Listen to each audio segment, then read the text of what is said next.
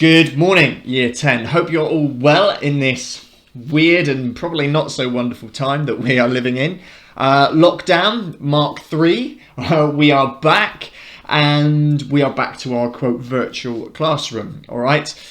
These videos are going to basically act as a real-time lesson. I will try and keep this as concise as I possibly can, based on the constructive feedback that I might have had recently. Quite how constructive it was, I don't know, but I will try and keep it nice and concise for you. I don't have people waving at me, unfortunately, to keep me on track. But basically what you can do is you can go through this at your own pace. What I suggest you do is you go through this, you can pause at certain bits, you can jot things down. And for those of you that do want to use notes, okay, or make some notes, that is absolutely fine. In fact, that is probably advised for many of you. And what you can do is you can keep that, and then you can pop it in your folders as and when I see you, probably in a few weeks' time. It's not a substitute for the real thing, okay, but it's the best that we've got at the moment.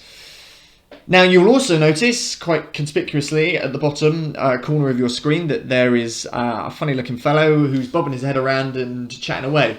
That is, of course, an addition, so you can now have my beautiful face at the bottom of this screen, and it sort of helps you, hopefully, to interact with this just that little bit more. Now, just for info, I don't know how people are using this. I don't know whether they're using their phones or tablets or what, but I prefer it if there were no screenshots of me superimposed on the World Wide Web, on Snapchat or anywhere, maybe superimposed on Dwayne Johnson's body, who knows.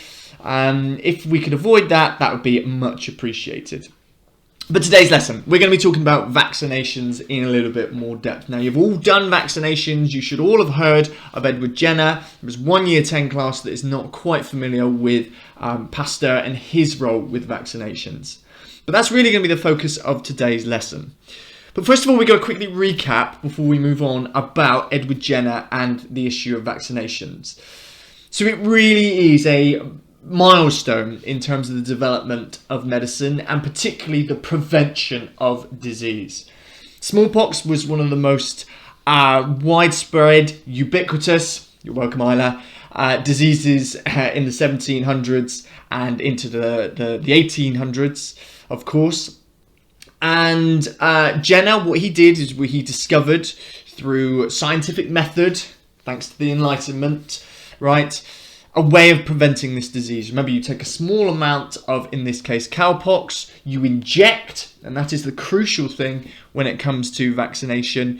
We're talking about the injection of a weakened form of the vaccine, okay, a weakened form of the disease, beg your pardon, into the patient, and then the body will form antibodies, and it will form a resistance to actually fight off the infectious disease, so you won't get it in future.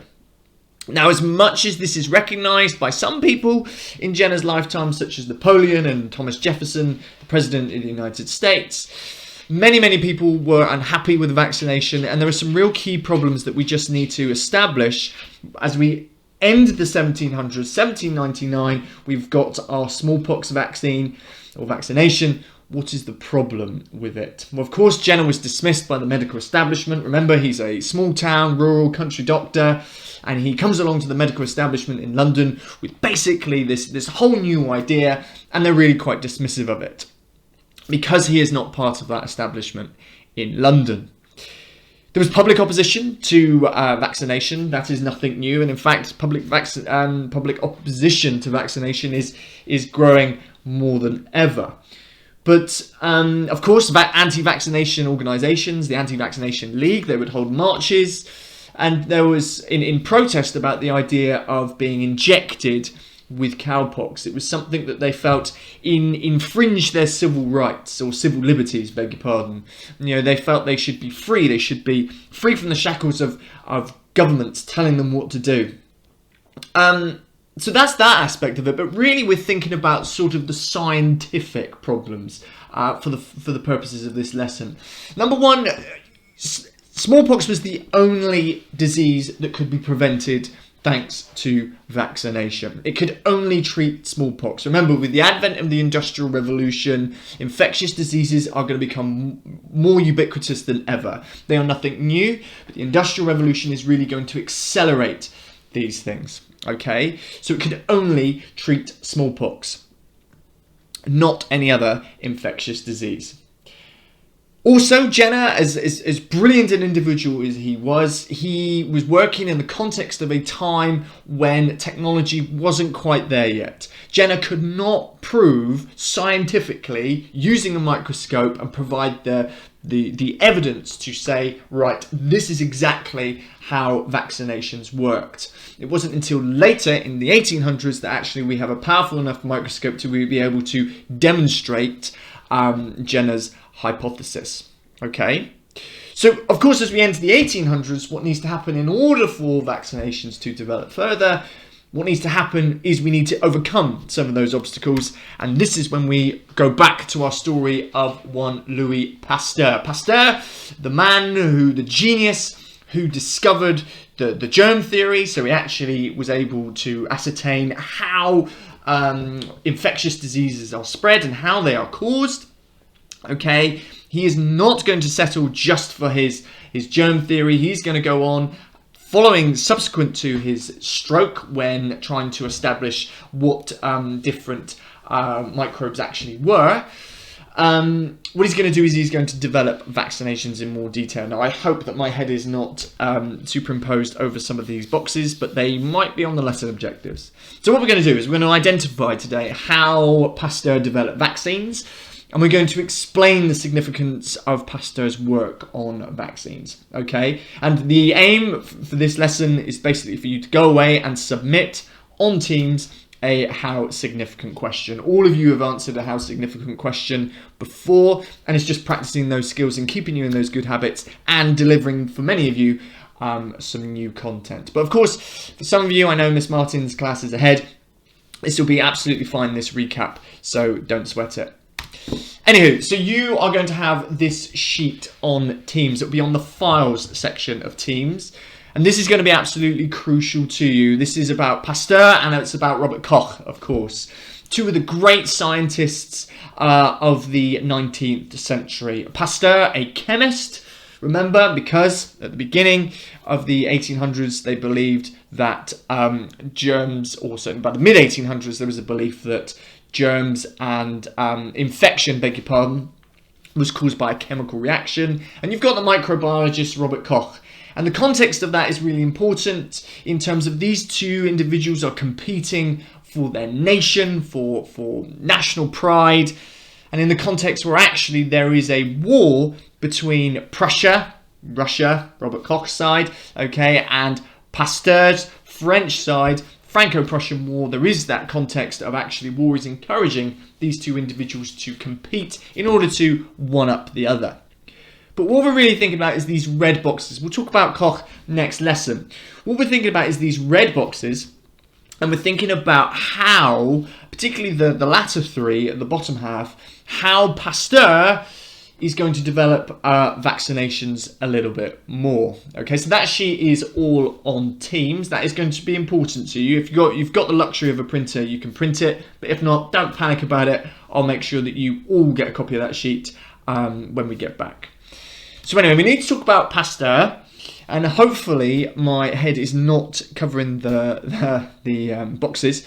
But of course, he's a chemist, he's discovered the germ theory, and he's going to build on Jenner's work and develop vaccinations further. So, 1880, he shows how vaccinations work. So bear in mind, right, this is 90 years pretty much, nearly a century after Jenner is discovering the very first vaccination, okay. What Pasteur is doing is able to actually prove scientifically how this works. Now, remember the context, 1800s, late 1800s, 1880, Industrial Revolution is marched on. What that consequently means is technology is at the point whereby actually Pasteur is able to examine things. Remember, Koch had the Zeiss lens, which we'll talk about next lesson, an electron microscope, which was a very, very, very powerful microscope compared to the primitive appliances that Jenner used the previous century. What happened is there was a weakened form of bacteria, okay? He was studying chicken cholera. And what they were doing is they were trying to discover basically a vaccine for chicken cholera. Charles Chamberlain, an assistant of Pasteur, took some chicken cholera, so chicken cholera microbes, left them in the windowsill whilst he and the rest of the team decided to go off on holiday. Now, what he did was when he came back from holiday, after a week, fortnight or so, what he did is he took the microbes that he had left in the windowsill and he injected the chicken cholera into the chickens. Now, of course, what would happen is the chickens would get cholera, but they did not die. And what happened is they then decided to inject again some more normal batch of cholera, and the chickens had somehow found some kind of immunity.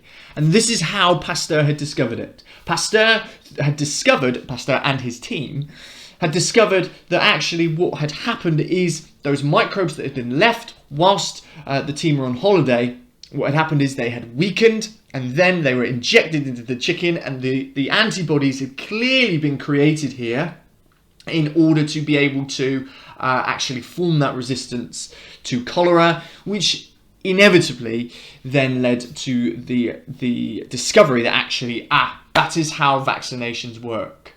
Now, of course, in order to discover that the germs are actually less powerful, less active than previously, of course, what Pasteur has to do is he has to examine this underneath a microscope, and that's what he can do by the 1880s. Okay, so we've got this idea that Pasteur is important in developing vaccinations, because then what you can do is, once you know how vaccinations worked, the next logical step, of course, is to develop those vaccines. And then immediately after, in 1881, you can see that what he does is he develops a vaccination for anthrax. Anthrax is a lung disease, particularly prevalent amongst farm animals in the 1800s. And what happened is a load of farmers clubbed together to basically pay for Pasteur to try and test this idea of whether vaccinations would work on anthrax. And what he did is he injected sheep, and he demonstrated exactly how it worked with the chicken cholera. So the weakened form of the anthrax injected into the sheep survive. Once a second batch, a stronger batch of anthrax is injected into the sheep subsequently. Now, of course, Pasteur is somebody who is not particularly, shall we say, modest. What he does is he publicly demonstrates, actually, this is now how vaccinations worked. So that natural progression there, right? And you can see back on this sheet, after 1881, once we've got at the top here, you can see when my mouse decides to work, what we've got here in 1896, you've then got a vaccination for typhoid, which ironically was, of course, the disease that Pasteur was trying to find the microbe for after his daughter had succumbed to the typhoid disease. Now, that's all very well, because developing, so that is really one way in which he's quite significant and quite important, but it's all very well to talk about developing this vaccination for anthrax, this lung disease. But of course, what you've got to bear in mind is these are animal vaccinations. As much as I might love Dolly the sheep or whatever, or Percy Pig, what I want to do, or what I would want to do in that context, is really take this further and discover human vaccinations. And that is the next step for Pasteur. What he's going to do is he's going to then apply his theory to a human vaccine. This would be the first human vaccination since Pasteur's since Pasteur injected James Phipps in the late 1700s. Of course, it had been rolled out and it had been used worldwide, but never before really had a vaccine being used against another strain of disease. So what happened was he'd actually tested this on animals, and it seemed like rabbits in particular. What he did is he injected things into the spinal cord. Yes, there was a lot of animal testing back then. But Yeah, so what he does, he is then, after he has discovered this vaccine for rabies, he is then approached by somebody with a child, a 9-year-old boy, who called Joseph Meister, I believe.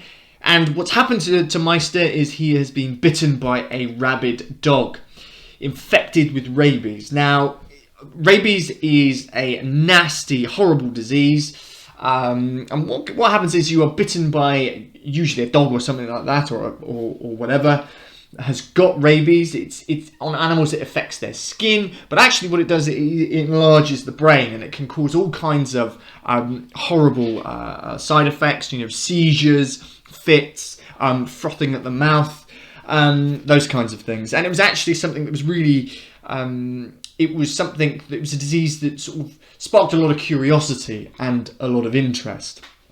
And this dog bites this child, and basically Pasteur is very, very, very reluctant. But if this boy does not receive any form of treatment, right, what is going to happen is this child is inevitably going to die. It may take weeks, it may take months for the symptoms to show, but basically if you've got rabies in the late 1800s, it is a death sentence. So Pasteur is incredibly reluctant, and he takes a lot of persuasion, but what he decides to do is he decides to test his vaccination for rabies on this boy. 13 injections over 2 weeks, each one more powerful than the rest. And the vaccine worked.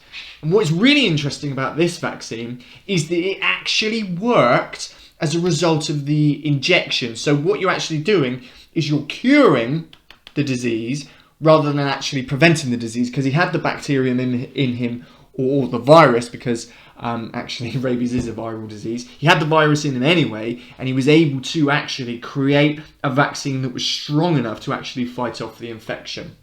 And the boy survived. And as a result of this, hundreds of people all around France would be saved as a result of Pasteur's genius and Pasteur's test of the human vaccine. All right. His work was celebrated across France. He was hailed as a hero, more so than ever, really. He was hailed as a hero, and the Pasteur Institute was set up afterwards. So the Pasteur Institute still exists today. It was basically almost like a university, a centre whereby more research in biology would be carried out. And it's one of the sort of preeminent centres of medical knowledge and medical research even to this day. And a really nice part to the story is Meister, who of course was the little boy at 9 years old, saved by Pasteur. He's only a poor boy. I won't launch into Queen. But of course, what he does is he becomes the caretaker for the Pasteur Institute. He owes his life to Pasteur, and he devoted his existence to running and helping to maintain the Pasteur Institute. So he becomes the caretaker, and he basically stays in that job for the rest of his life.